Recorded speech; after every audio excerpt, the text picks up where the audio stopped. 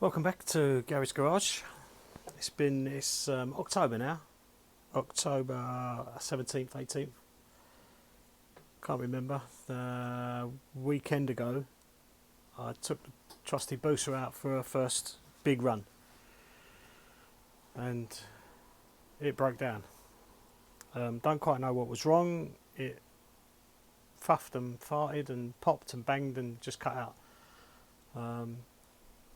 I nursed it back to close to home and restarted it, and it was fine, and it's been fine ever since. Must say, on a big ride, I've done over 80, 90 miles at various speeds, from 70 on the motorway, 75, A roads, 30s, bit of traffic. It never missed a beat, never missed a beat. And then when I got it back to the trusty garage, the temperature gauge was banging off the red and the fan wasn't running. And lo and behold, temperature sensor failed. So, took about 3 weeks to get a new one. Bunged it in. Comes on, it's an 85 degree on, which is stamped on it somewhere. Definitely on the new one. And at 83.9 it came on, so I'm happy with that. I've got a digital infrared temperature sensor thingy, gauge gun type thing. Anyway, it came on and it's running fine. Everything's good. I took the side panels off, obviously, to get to the radiator cap and to get to the temperature sensor, and found a couple of things. Which you're going to find after a rebuild. One was the bottom hose wasn't leaking, but there was a minute amount of steam coming from it, so it obviously was leaking, but very minutely. Tighten that up further, replace the Jubilee clip, everything's fine. So that was that. The other thing, especially on the Busa, because it's not a touring bike and it's got nowhere to put anything, I'll show you what I've done. Okay, so as you can see, I've fitted a centre stem quad lock. So at least I can go out, and if we're navigating to somewhere, I'm going to get Google Maps and the like. Down here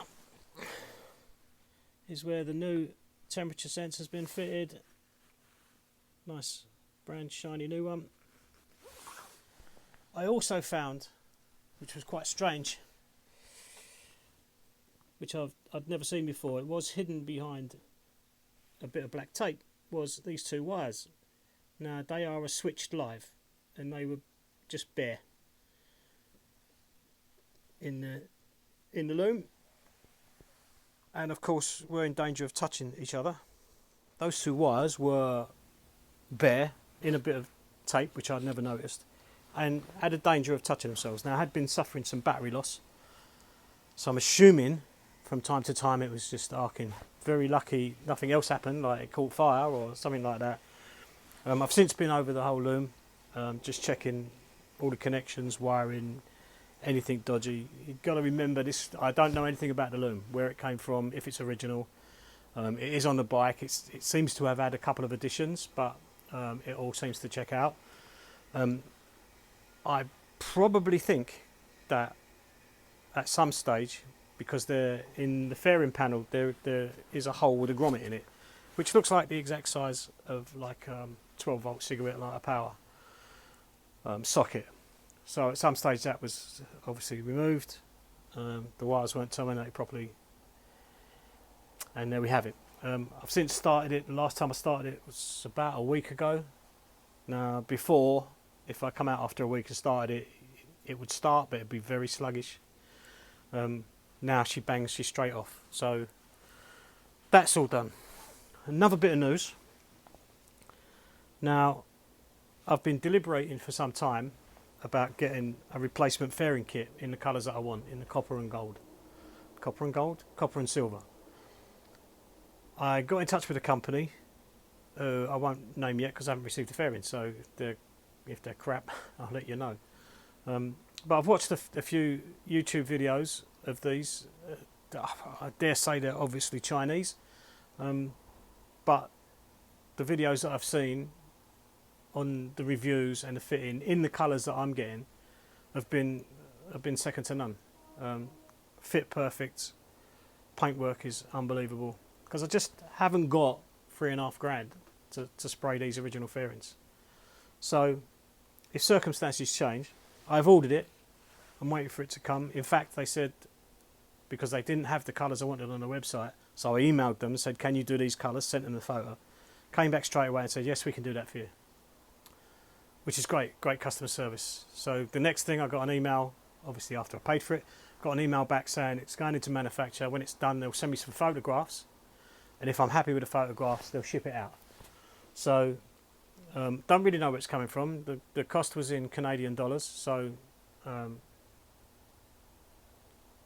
know the Canadian dollar's really bad at the moment. So it was about half the price quoted, just over half the price quoted in Canadian dollars, so in GP sterling. So I'm waiting for them to come. That's exciting.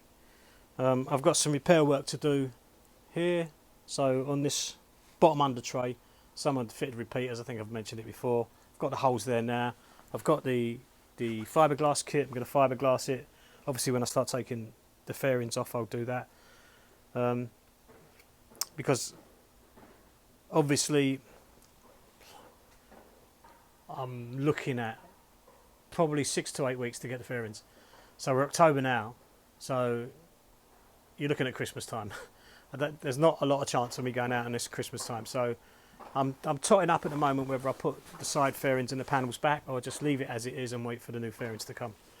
The latter is probably what I'll do. So that's the update so far. So to be absolutely honest, I don't know how many clips I've got to edit together for this latest video, and it's probably all up and down. So I will endeavour to get that done. There's obviously going to be a delay now because there's no real work to do on the Busa. That's sorted. The only thing I will do is I've got some evaporust, and I'm when the fairings come, I'm going to take the tank off, clean it out just in case there's any muck or debris in there. The actual filler cap, when you open the filler cap, where someone's sprayed the tank, the overspray is in there and it's flaking a bit. So I want to make sure that the tank is clean and everything is good. And it's a good idea to get the tank off so I can check everything. Everything's tight, nothing's leaking, and everything's good. So that's that really. We've got the race dates out for next year. We've got 8 rounds next year, not 7. And we've got Alton Park back, and we're going to be doing a Donington GP, which the GP circuit with the loop is not my favourite, but I prefer the national circuit. But anyway, that's what we've got. Alton Park, they've got some strange bylaws there. You can't do 3 days in a row, and you can't do 2 weekend days in a row. So the racing's over Friday, Saturday. So I don't think there's a test day at Alton. So we'll go up on Thursday. I think they only have 2 races. So I believe we'll do some practice and qualifying on the Friday and 2 races on the Saturday. But it's a beautiful circuit, so I'm looking forward to that one. It's a beautiful part of the country. The circuit is probably one of our favourites, and it's been off the calendar for the last couple of years. Probably due to how far away it is, and historically we've always had that at the end of the season, and by the end of the season championships are more or less done, and the people with not a lot of hope in the championship, or not in the top 15 at least, probably wouldn't go all that way, spend all that money just for that one meeting. Thankfully, it's the second meeting in a year, so it's everything to play for everyone. So it'd be well attended. We have done it in the past where it was the first meeting of the year and the paddock was absolutely rammed full. So, in my opinion, it's better to do the long away day ones early in the season, so you get a good attendance. It's what the club relies on. So that being said, We're probably going to change, well, we will be changing class. We're going to go from what we race in a Thunderbike Sport at the moment, which is 600 cc's, but I think it's between or up to 2004. So we've got a 5EB R6 as a wet bike and a 5SL R6 as the main bike. I know, I think the first year was 2004 for the. It's eligible anyway, so I'm just guessing on dates. But they're going to go. We're going to now race in Thunderbike Sport, Thunderbike Extreme, which is, I must say, the R6, the Thunderbike Sport is limited to a maximum horsepower. It's power to weight, maximum horsepower of 105 horsepower, and it's 1.81 kilos per horsepower, which strangely, when you put the lead on to make the power to weight, it weighs heavier than a Gixxer 750. So the Gixxer 750 class, which we're moving up to, it's got 130 horsepower and a 1.46 kilos per horsepower. So yeah, we raced that before. Tony come off, smashed his collarbone up, and it stayed in the garage and didn't move for 4 years, maybe longer, 4 years. There's unfinished business with that bike.